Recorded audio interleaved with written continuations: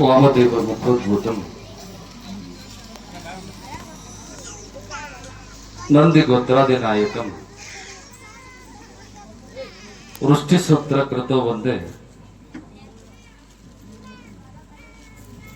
ಮರುಳಾರಾಧ್ಯಂ ಜಗದ್ಗುರು.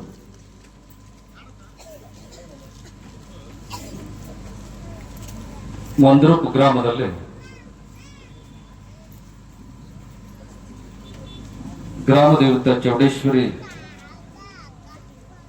ಜಾತ್ರೆ ನಿಮಿತ್ತವಾಗಿ ನಡೆದುಕೊಂಡು ಬಂದಿರುವಂತಹ ಅನೇಕ ಕಾರ್ಯಕ್ರಮಗಳ ನಡುವೆ ಇವತ್ತು ಉಜ್ಜಯಿನಿ ಜಗದ್ಗುರು ಮಹಾಸನ್ನಿಧಿಯವರನ್ನ ಗ್ರಾಮಕ್ಕೆ ಬರಮಾಡಿಕೊಂಡು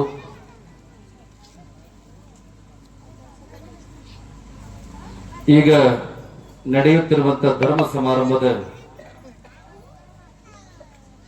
ವೇದಿಕೆಯಲ್ಲಿ ಉಪಸ್ಥಿತರಿರುವ ವೇದಮೂರ್ತಿ ಚಂದ್ರಶೇಖರ್ ಹಿರೇಮಠರವರೇ, ಯಾವತ್ತು ಗ್ರಾಮದ ಮಾಹೇಶ್ವರ ಬಳಗವೇ, ಈ ದೇವಸ್ಥಾನ ಕಮಿಟಿಯ ಎಲ್ಲ ಪದಾಧಿಕಾರಿಗಳೇ, ಸದ್ಭಕ್ತ ಬಂಧುಗಳೇ, ತಾಯಂದಿರೇ, ಮುದ್ದು ಮಕ್ಕಳೇ ಸೇರಿದಂತೆ ನಿಮ್ಮೆಲ್ಲರಿಗೂ ಜಗದ್ಗುರು ಪಂಚಾಚಾರ್ಯರು,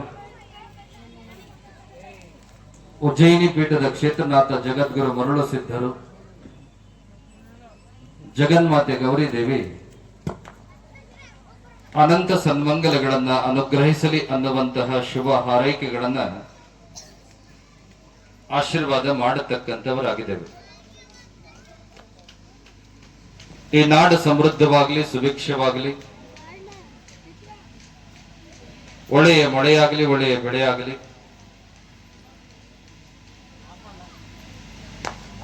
ಬೆಳೆಗೆ ತಕ್ಕ ಮಾರುಕಟ್ಟೆ ಮೌಲ್ಯ ದೊರೆತು ಈ ದೇಶದ ಬೆನ್ನೆಲುಬು ಅನಿಸಿಕೊಂಡಂತಹ ಅನ್ನದಾತ ರೈತನ ಬದುಕು ಉತ್ತಮಗೊಳ್ಳಲಿ,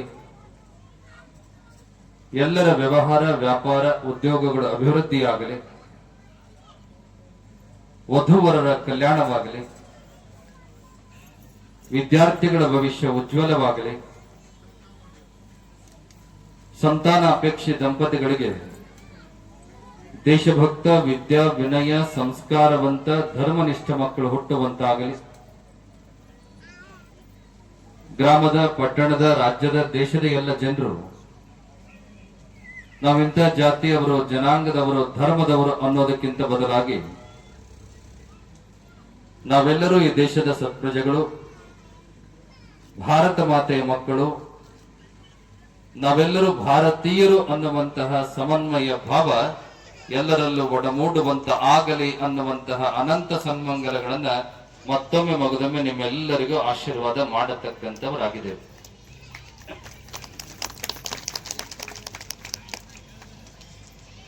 ಜಗತ್ತಿನೊಳಗ ಅಮೆರಿಕ, ರಷ್ಯಾ, ಫ್ರಾನ್ಸ್ ಮುಂತಾದ ಬಲಾಢ್ಯವಾದ ರಾಷ್ಟ್ರಗಳನ್ನು ನಾವು ನೋಡುತ್ತೇವೆ. ಆ ರಾಷ್ಟ್ರಗಳನ್ನು ಏನಂತ ಕರೀತಾರೆ? ದೊಡ್ಡಣ್ಣ, ದೊಡ್ಡಪ್ಪ ಅಂತ ಕರೀತಾರೆ. ಆದ್ರೆ ಇಡೀ ಜಗತ್ತಿನೊಳಗೆ ಒಂದು ದೇಶವನ್ನ, ಒಂದು ರಾಷ್ಟ್ರವನ್ನ ತಾಯಿಗೆ, ಜಗಜ್ಜನನಿಗೆ, ಶಕ್ತಿಗೆ ಹೋಲಿಸಿ ಗೌರವಿಸಿದಂತ ರಾಷ್ಟ್ರ ಯಾವುದಾದ್ರೂ ಇದ್ರೆ ಅದು ಭಾರತ ದೇಶ. ಭಾರತ ದೇಶ. ನಮ್ಮ ದೇಶವನ್ನು ಏನಂತ ಕರೀತಾರೆ? ಏನಂತ ಕರೀತಾರೆ? ಭಾರತ ಅಪ್ಪ ಅಂತಾರೋ, ಭಾರತ ಮಾತಾ ಅಂತಾರ? ಭಾರತ ಮಾತಾ ಅಂತ ಕರೀತಾರೆ. ಯಾವ ದೇಶವನ್ನು ಮಾತೆ ಅಂತ ಕರೆದಿಲ್ಲ, ಒಂದು ದೇಶ ಮಾತ್ರ, ಅದು ನಮ್ಮ ದೇಶವನ್ನ ಮಾತ್ರ ಹೆಣ್ಣಿಗೆ, ತಾಯಿಗೆ, ಜಗಜ್ಜನನಿಗೆ ಗೌರವಿಸಿದಂತ ರಾಷ್ಟ್ರ ಯಾವುದಪ್ಪ ಅಂದ್ರೆ ಅದು ಭಾರತ ದೇಶ. ಅದಕ್ಕೆ ನಮ್ಮ ದೇಶವನ್ನ ಭಾರತ ಮಾತಾ ಅಂತ ಕರ್ತಾರೆ. ಕೇವಲ ದೇಶವನ್ನ ತಾಯಿಗೆ ಹೋಲಿಸಲಿಲ್ಲ, ಆಶ್ರಯ ಕೊಟ್ಟ ಈ ಭೂಮಿನೂ ಕೂಡ ತಾಯಿಗೆ ಹೋಲಿಸಿದ್ರು. ಅವರೆಲ್ಲ ಭೂಮಿಗೆ ಅರ್ತ್ ಅಂತಾರೆ, ಮಿಟ್ಟಿ ಅಂತಾರೆ, ಮಣ್ಣು ಅಂತಾರೆ. ಆದ್ರೆ ನಮ್ಮ ದೇಶದ ಜನ ಏನಂತಾರೆ ಇದಕ್ಕೆ? ಭೂಮಿ ತಾಯಿ ಅಂತ ಅಂತಿರಲ್ಲ. ಜನನಿ ಜನ್ಮಭೂಮಿಶ್ಚ ಸ್ವರ್ಗಾದಪಿ ಗರಿಯಸೆ. ಹೆತ್ತ ತಾಯಿ, ಜನ್ಮ ಕೊಟ್ಟ ಭೂಮಿ ತಾಯಿ ಸ್ವರ್ಗಕ್ಕಿಂತಲೂ ಹೆಚ್ಚ. ಈ ಭೂಮಿಯೊಳಗಿರ್ತಕ್ಕಂಥ ಗುಣವನ್ನ ಕಂಡು ಹಿಡಿದವರು ಯಾರಪ್ಪ ಅಂದ್ರೆ ನಮ್ಮ ದೇಶದ ಜನ.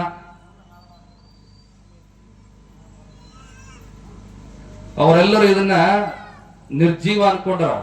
ಆದ್ರೆ ನಮ್ಮ ಹಿರಿಯರು ಹೇಗೆ ಹೆತ್ತ ತಾಯಿ ನಮಗ ಜನ್ಮ ಕೊಡ್ತಾಳಲ್ಲ, ಹಂಗ ಈ ಭೂಮಿ ತಾಯಿ ನಮಗ ಅನ್ನ ಕೊಡ್ತಾಳ, ಜೀವನ ಕೊಡ್ತಾಳ ಅನ್ನುವಂಥದ್ದನ್ನ ಅರ್ಥ ಮಾಡ್ಕೊಂಡ್ರ ಯಾರಪ್ಪ ಅಂದ್ರೆ ನಮ್ಮ ಭಾರತ ದೇಶದ ಜನ. ವಿಜ್ಞಾನ ಬಹಳ ಮುಂದುವರೆದ, ನಿಮಗೆಲ್ಲ ಗೊತ್ತೈತೆ. ಹಕ್ಕಿ ಹಾರಾಡೋದನ್ನ ನೋಡಿ ವಿಮಾನ ಕಂಡಿಡಿದ್ರು, ಮೀನ್ ಈಜಾಡೋದನ್ನ ನೋಡಿ ಹಡಗು ಕಂಡಿಡಿದ್ರು, ಸೂಪರ್ ಕಂಪ್ಯೂಟರ್ ಬಂತು.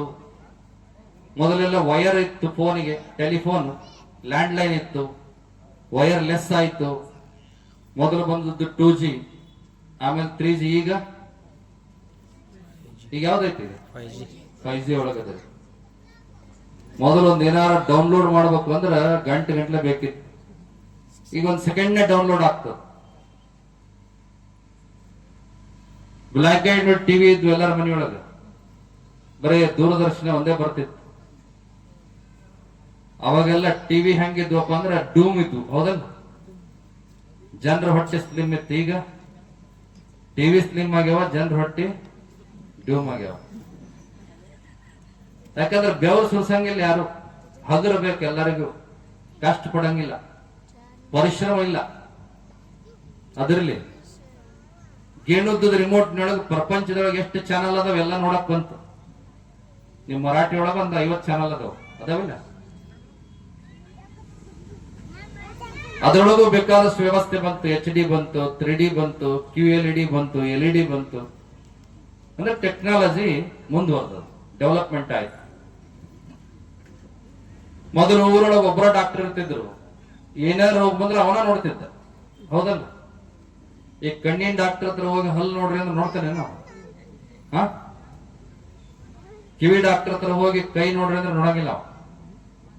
ಎಷ್ಟು ದೇಹದಾಗ ಪಾರ್ಟ್ಸ್ ಅದಾವ ಅದಕ್ಕೆಲ್ಲ ಒಬ್ಬೊಬ್ರು ಡಾಕ್ಟರ್ ಹುಟ್ಟ್ಯಾರ. 100 ರೋಗಗಳು ಹುಟ್ಟ್ಯಾವ, 1000 ಔಷಧಿಗಳು ಹುಟ್ಟ್ಯಾವ. ವಿಜ್ಞಾನ ಮುಂದುವರೆದ. ಕ್ಲೋನಿಂಗ್ ತಂತ್ರಜ್ಞಾನ ಅಂತ ಬಂದದ. ಕ್ಲೋನಿಂಗ್ ಅಂದ್ರೆ ತದ್ರೂಪಿ, ಆಸ್ ಇಟ್ ಈಸ್ ಮತ್ತೆ ಸೃಷ್ಟಿ ಮಾಡೋದು. ಮೊದಲು ಬಟಾಣಿ ಕಂಡು ಹಿಡಿದ್ರು, ಇಲಿ ಕಂಡು ಹಿಡಿದ್ರು, ಹಂದಿ ಕಂಡು ಹಿಡಿದ್ರು. ಈಗ ನಿಮ್ಗೆ ಗೊತ್ತದ ರೋಬೋಟ್ ಬಂದದ, AI ಟೆಕ್ನಾಲಜಿ ಬಂದದ. ಮುಂದ ತದ್ರೂಪಿ ಮಾನವನ ಸೃಷ್ಟಿ ಆಗೋದೇನು ದೂರಿಲ್ಲ.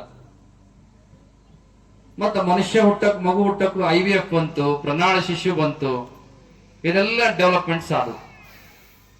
ನಮ್ಮ ದೇಶದಲ್ಲ ಸೂಪರ್ ಕಂಪ್ಯೂಟರ್ ಕಂಡು ಹಿಡಿದ್ರು, ಏಕಕಾಲಕ್ಕೆ 100 ಉಪಗ್ರಹಗಳನ್ನು ಹಾರಿಬಿಟ್ರು.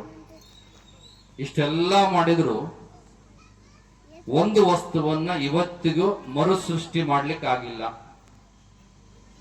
ನಿಮ್ಮೂರೊಳಗೆ ಬಹಳ ದುಕಾನ ಅದಾವ, ಅಂಗಡಿ ಅದಾವಲ್ಲ?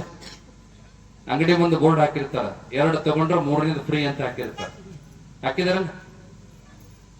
ಬಹಳ ಬೇಡ, ಈ ವೇದಿಕೆಯಿಂದ ನಾವು ಹೇಳ್ತೇವೆ, ರೈತರು ಬಹಳ ಜನ ಇದಾರೆ ಇಲ್ಲಿ.